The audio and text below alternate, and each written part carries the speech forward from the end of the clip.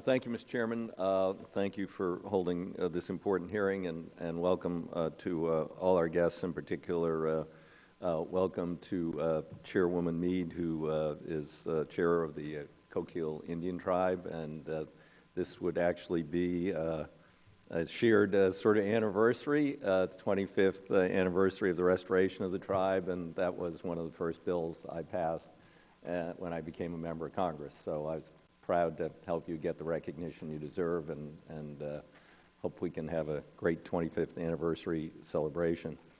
But to the other members of the panel and to the committee, the tribal forest lands, as Chairman Hastings already mentioned, 18 million acres, 334 Indian reservations, 36 states. Timber harvest in 2011 created about 20,000 jobs for Indians and non-Indians alike, a vital economic engine for many rural and otherwise depressed areas and a number of reservations across the country. It's not only important, of course, for forestry. There are historic, cultural, and spiritual issues involved in the tribe's management of these lands.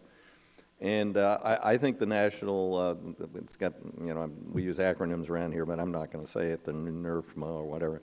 It's the National Indian Forest Resource Management Act of 1990 that really restored the tribes fully into a prime position for the management of these lands, and instituted a system where once every 10 years we would have experts look at what was happening on those lands, and those reports in 93, 03, and just last year tell a very important story.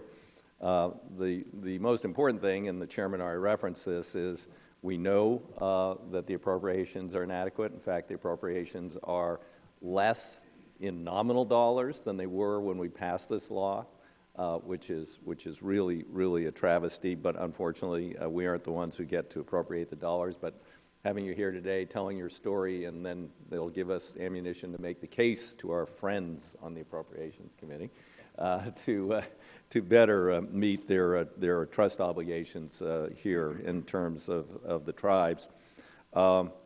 Obviously that threatens, to some extent, your management of these lands. Obviously you're confronting, as we all are, the droughts, the wildfires, the bug infestations, things that could be attributed to short-term events or longer-term challenges of climate change. And we've got to begin to look at and adapt and manage our forests differently, and that's in particular why I'm just thrilled to have the Coquille tribe here today, because they've worked on a pilot project which was actually funded by the former Interior Secretary Ken Salazar, and they worked in collaboration with two of the so-called Gang of Four who created the Northwest Forest Plan, which I didn't support. But they helped me develop an alternative at the time, which we couldn't do, but now they have science to back up an alternative management strategy for the forests. It's called ecological forestry. It is not just repetitive thinning, which kind of is a dead end, and it isn't the old-fashioned regen harvest. It's scientifically based harvest that is sustainable and hopefully perpetual. To deal with the challenges we have and to deal with future generations. So it is, I think, a great story to tell to the Congress and to the nation, and potentially to some of your fellow tribes to look at this different form of management. So I'm thrilled that we're here today, and I look forward to testimony. I do want to say that after we vote, I unfortunately have scheduled for time in the budget debate, so I probably won't get back, but I will try and come back. Thank you, Mr. Chairman.